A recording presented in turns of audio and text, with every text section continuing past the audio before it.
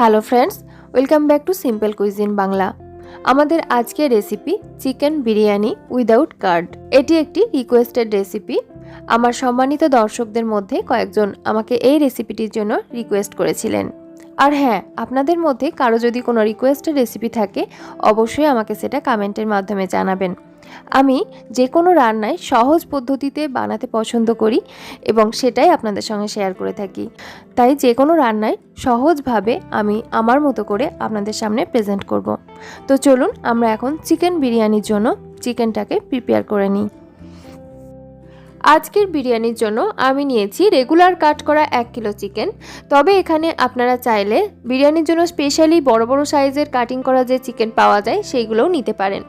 এইবারে আমরা চিকেনের মধ্যে ফার্স্টেই অ্যাড করে নিচ্ছি স্বাদ অনুযায়ী লবণ। এখানে লবণের পরিমাণটা স্বাদ অনুযায়ী কিংবা তার থেকে একটু বেশি পরিমাণে অ্যাড করতে পারেন। দিয়ে দিচ্ছি 1 টেবিল চামচ পরিমাণ অ্যাপেল সাইডার ভিনিগার। এখানে যদি আপনার হাতের কাছে অ্যাপেল সাইডার ভিনিগার না থাকে সেক্ষেত্রে হোয়াইট ভিনিগারটা ইউজ করতে পারেন। তবে আমাদের স্বাস্থ্যের জন্য অ্যাপেল সাইডার ভিনিগারটা যেহেতু ভালো, সেই জন্য আমি চেষ্টা করি যেখানে যেখানে অ্যাপেল সাইডার ভিনিগারের ফ্লেভারটার জন্য কোনো রকম এফেক্ট হবে না সেই ক্ষেত্রে এই ভিনিগারটাই ইউজ করতে।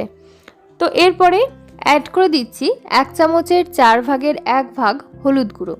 বিরিয়ানিতে বেশিরভাগ মানুষই হলুদ গুঁড়ো ব্যবহার করেন না, তবে আমি বিরিয়ানিতে একটা ন্যাচারালি সুন্দর কালার পাওয়ার জন্য সামান্য পরিমাণ হলুদ গুঁড়ো ব্যবহার করে থাকি।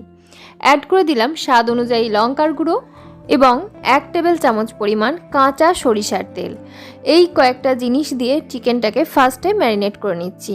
চিকেন বিরিয়ানি এবং মাটন বিরিয়ানির ক্ষেত্রে ম্যারিনেশনে একটা তফাৎ আছে, যেটা আমি করে থাকি। তো আজকে যেহেতু চিকেন বিরিয়ানি আপনাদের সঙ্গে শেয়ার করছি, তাই এই প্রসেসটাই আজকে আপনাদের সঙ্গে শেয়ার করি। পরবর্তীকালে যখন মাটন বিরিয়ানি শেয়ার করব তখন সেই প্রসেসটা আপনাদেরকে দেখাবো। এখন মশলার সঙ্গে চিকেন খুব ভালোভাবে হাত দিয়ে মেখে নিচ্ছি এবং তারপরে ঢাকা চাপা দিয়ে আধ ঘন্টার জন্য রেস্টে রেখে দেব। আপনাদের হাতে সময় থাকলে এইভাবে ম্যারিনেট করে নেওয়া চিকেন ওভারনাইট কিংবা 7-8 ঘন্টার জন্য ফ্রিজের নর্মাল চেম্বারে রেখে দিতে পারেন। তাতে করে চিকেনের মধ্যে মশলাগুলো খুব ভালোভাবে প্রবেশ করে এবং টেস্টটাও আরও বেশি ভালো হয়। এরপরে আমরা চলে যাচ্ছি নেক্সট স্টেপে, অর্থাৎ চালটাকে আমরা প্রিপেয়ার করে নেব। আমি আজকে 500 গ্রাম চাল ব্যবহার করছি। 1 কিলো চিকেনের জন্য 500 গ্রাম চাল ব্যবহার করছি আর নর্মাল নাফিস চালটাই ব্যবহার করছি। তবে যে কোনো ভালো ব্র্যান্ডেরই দেরাদুন রাইস কিংবা বাসমতি চাল আপনারা বিরিয়ানি অথবা ফ্রাইড রাইসের ক্ষেত্রে ব্যবহার করতে পারেন। তো চালটা খুব ভালোভাবে আলতো হাতে ধুয়ে নিতে হবে, এমনভাবে ধুতে হবে যেন চালের মধ্যে থেকে সমস্ত স্টার্চ বেরিয়ে যায়, অথচ চালগুলো যেন ভেঙে না যায়। তো চালগুলো আমি খুব ভালোভাবে ধুয়ে নিয়েছি এবং জল দিয়ে ভিজিয়ে রাখছি যাতে বিরিয়ানির ভাতগুলো পরে ভেঙে ভেঙে না যায়। আর এখানে খুব সিক্রেট একটা টিপস আপনাদেরকে দিয়ে রাখি। সাধারণত এই টিপসটা অন্য কোনো বিরিয়ানি রেসিপির ক্ষেত্রে আমরা পাইনি। আমি এটা দেখেছি বাবুর্চিরা ব্যবহার করে এবং তাতে করে বেশ ভাতগুলো ঝরঝরে হয়। বিরিয়ানির এই চালগুলো ভিজিয়ে রাখার সময় এখানে 1 টেবিল চামচ পরিমাণ ভিনিগার যদি অ্যাড করা হয় এবং চালের সঙ্গে মাখিয়ে চালটাকে ভিজিয়ে রাখা হয়, সেক্ষেত্রে দেখা যায় চালটা খুব ভালোভাবে রেডি হয়ে যায়। আর এই চালের বিরিয়ানি রান্না করলে সেই ভাতগুলো বেশ ঝরঝরে হয়। অন্যদিকে আমি মেম্বার অনুযায়ী পরিমাণ মতো আলু, লবণ এবং হলুদ দিয়ে প্রেসার কুকারে 2টো হুইসেল দিয়ে ভালোভাবে সিদ্ধ করে নিয়েছি। এইবারে এই আলুগুলোকে জল থেকে তুলে নিয়ে একটা সাইডে রেখে দিচ্ছি, এগুলোকে পরে ভেজে নেব। এখন একটি ফ্রাইং প্যানের মধ্যে দিয়ে নিচ্ছি বেশ কিছুটা পরিমাণে রান্নার তেল।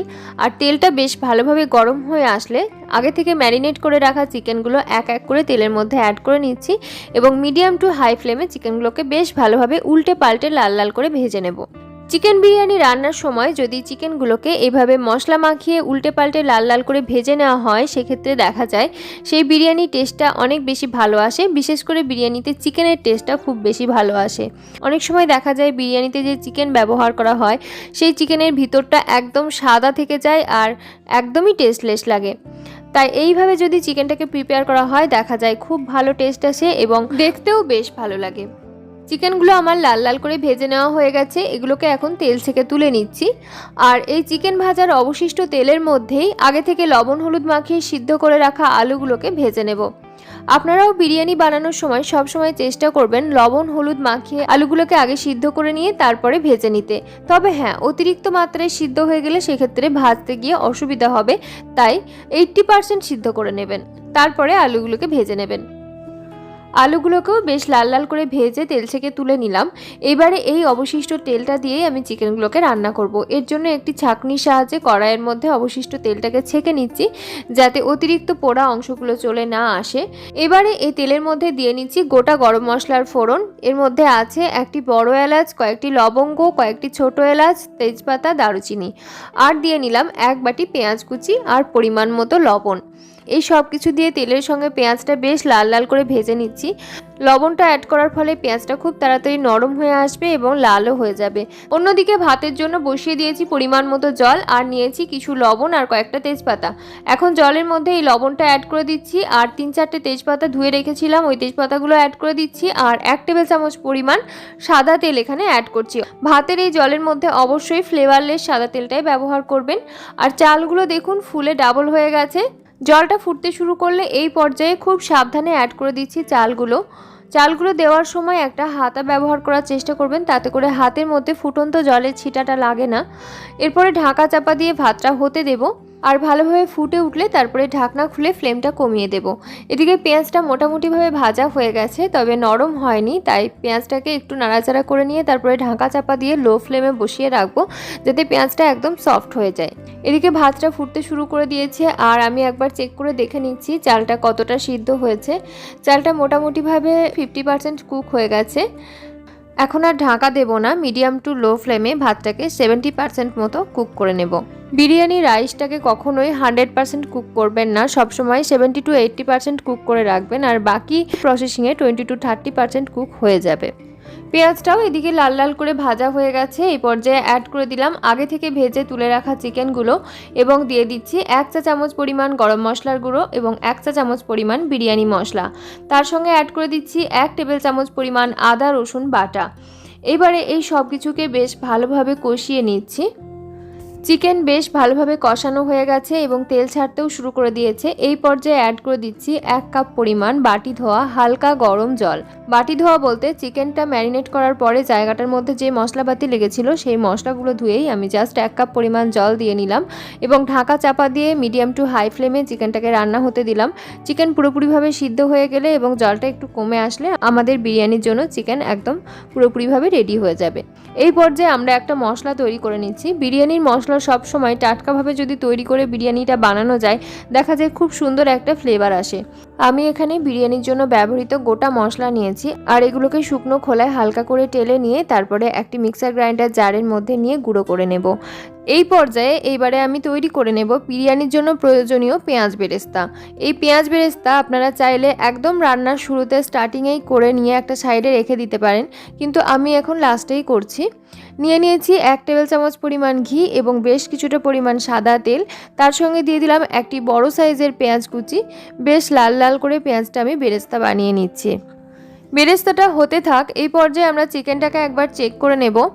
চিকেনটা দেখুন অলমোস্ট কুক হয়ে গেছে, জলটাও অনেকটাই শুকিয়ে এসছে। এরকম হালকা গ্রেভি আমাদের রাখতে হবে, না হলে বিরিয়ানিটা একদম শুকনো শুকনো হবে। তো সেই জন্য আমি এখন ফ্লেম অফ করে দিলাম এবং ঢাকা চাপা দিয়ে চিকেনটা রেখে দিলাম। আর কয়েকটা জিনিস আমাদেরকে রেডি করে নিতে হবে, চলুন এখন আমরা সেইগুলোকে তৈরি করে নিই। একটি ছোট বাটির মধ্যে নিয়ে নিচ্ছি কয়েকটি ড্রাই আলু বখরা।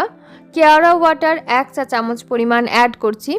বিরিয়ানিতে যদি এই ফ্লেভারগুলো আপনার ভালো না লাগে সেক্ষেত্রে স্কিপ করতে পারেন, তবে বিরিয়ানি মশলার সঙ্গে এই ফ্লেভারগুলো মিলেমিশে একটা সুন্দর ফ্লেভার আসে, যেটার জন্য বিরিয়ানির ফ্লেভারটাই অন্যরকম হয়ে যায়। অ্যাড করে দিচ্ছি 1 চা চামচ পরিমাণ রোজ ওয়াটার এবং বেশ কয়েক ফোঁটা মিঠা আতর, যেটা ছাড়া কলকাতার বিরিয়ানি একদমই অসম্পূর্ণ থেকে যায়। এর সঙ্গে আরও অ্যাড করে দিচ্ছি হাফ কাপ পরিমাণ ফুল ক্রিম লিকুইড মিল্ক। আপনার হাতের কাছে যদি ফুল ক্রিম লিকুইড মিল্ক না থাকে সেক্ষেত্রে আপনি পাউডার দুধকে উষ্ণ গরম জলে গুলিয়ে নিয়ে লিকুইড বানিয়ে ব্যবহার করতে পারেন। আমাদের মিল্কের মিক্সচার তৈরি হয়ে গেল। এখন আরও একটি মশলা তৈরি করে নেব। এর জন্য একটি বাটির মধ্যে নিয়ে নিলাম 3 টেবিল চামচ পরিমাণ সুগার। এর সঙ্গে অ্যাড করে দিচ্ছি ফ্রেশ তৈরি করে নেওয়া বিরিয়ানি মশলা। দুটোকে একসঙ্গে বেশ ভালোভাবে মিশিয়ে একটা সাইডে রেখে দিচ্ছি। বিরিয়ানির জন্য প্রয়োজনীয় যাবতীয় সমস্ত কিছু আমাদের রেডি হয়ে গেছে, একদম অন্তিম পর্যায়ে আমরা পৌঁছে গেছি। এবারে জাস্ট লেয়ার বাই লেয়ার সব কিছু সাজিয়ে নিলেই হবে। একটি মোটা তলযুক্ত পাত্র নিয়ে তার মধ্যে প্রথমেই দিয়ে নিয়েছি লিকুইড মিল্ক, আর তারপরে দিচ্ছি বিরিয়ানির জন্য রেডি করে নেওয়া রাইস।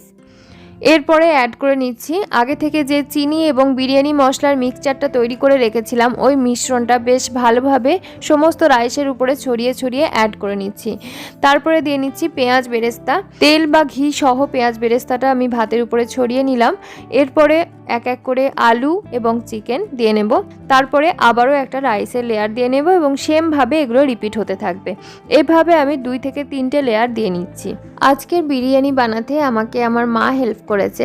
আমি যখনই বিরিয়ানি বানাই সবগুলো পার্ট আমি নিজের হাতে করলেও একদম লাস্টে এই ফাইনাল পার্টটা, এটার জন্য আমি মায়ের হেল্প নিই, কারণ আমার কাছে মনে হয় আমি যত ভালোভাবেই বানাই না কেন মায়ের মতো টেস্টটা কোনোভাবেই আসে না। তাই আমি লাস্টের পার্টটাতে একটু মায়ের টাচ না নিলে ঠিক ভালো লাগে না। আলু বখরাগুলো বিরিয়ানিতে আপনারা দুইভাবে ব্যবহার করতে পারেন। এক হচ্ছে আমার মতো এইভাবে মিল্কে সোক করে নিয়ে তারপরে লেয়ার দেওয়ার সময় দিয়ে নিতে পারেন। আর একভাবে আপনি যখন চিকেনটা রান্না করছেন বা মাটন বিরিয়ানির ক্ষেত্রে মাটনটা রান্না করছেন, সেই পর্যায়ে একদম লাস্টের দিকে আলু বখরাগুলো ধুয়ে রান্নার সঙ্গে অ্যাড করতে পারেন। তাতে করে গ্রেভির মধ্যে আলু বখরাটা ভালোভাবে মিশে যায় এবং সেটাও খেতে ভালো লাগে। আপনার যেটা ইচ্ছা নিজের মতো করে নিতে পারেন। একদম লাস্টের লেয়ারে দিয়ে নিলাম বিরিয়ানির প্লেন রাইস, পেঁয়াজ বেরেস্তা, বিরিয়ানি মশলা এবং অবশিষ্ট মিল্ক। আর যেটা অবশ্য করেই দিতে হবে সেটা হলো 1 চামচ গাওয়া ঘি। এটা দিলে বিরিয়ানির মধ্যে জাস্ট অসাম একটা ফ্লেভার আসে। আর সবশেষে উপর থেকে আরও 4টি রাইস দিয়ে নিলাম যাতে ঢাকনার মধ্যে ঘিটা লেগে না যায়। এবারে ঢাকা বন্ধ করে গ্যাসের ফ্লেমটা অন করে দিলাম। তার উপরে ফার্স্টে একটা তাওয়া রেখে দিলাম এবং তাওয়াটা ভালোভাবে গরম হয়ে গেলে তার উপরে এই কড়াইটা বসিয়ে দিলাম। ব্যাস, এবারে 5 মিনিট হাই ফ্লেমে হতে দেব, তারপরে লো ফ্লেমে অপেক্ষা করব 30 মিনিট। 30 মিনিট পরে আমরা ফ্লেম অফ করে দেব এবং 5 মিনিট রেস্টে রেখে তারপরে গরম গরম বিরিয়ানি সার্ভ করে নেব। এইভাবে আপনারা দই ছাড়া বিরিয়ানি বাড়িতে ট্রাই করে দেখুন। অবশ্যই আপনাদের বিরিয়ানিও দোকানের বিরিয়ানি থেকে অনেকাংশে ভালো হবে। বিরিয়ানি বানানোর সবগুলো স্টেপ সুন্দরভাবে টিপ সহ চেষ্টা করেছি আপনাদের সামনে উপস্থাপন করার, আর সেটা করতে গিয়ে আজকের ভিডিওর লেন্থ অতিরিক্তভাবে লম্বা করে ফেলেছি। তার জন্য আপনাদের কাছে মার্জনা চেয়ে নিচ্ছি। এখনও পর্যন্ত যারা ভিডিওটি দেখছেন, আমার সঙ্গে রয়েছেন, তাদেরকে জানাই অনেক অনেক ধন্যবাদ। ভিডিওর মধ্যে কোনো কিছু যদি ভালো লেগে থাকে অবশ্যই আমাকে কমেন্টে জানাবেন আর ছোট্ট একটা লাইক দিয়ে সঙ্গে থাকবেন। আজকের মতো তবে এখানেই বিদায় নিচ্ছি। দেখা হচ্ছে খুব তাড়াতাড়ি নতুন আরও একটি ভিডিওর সঙ্গে। সকলে ভালো থাকবেন, সুস্থ থাকবেন। ধন্যবাদ।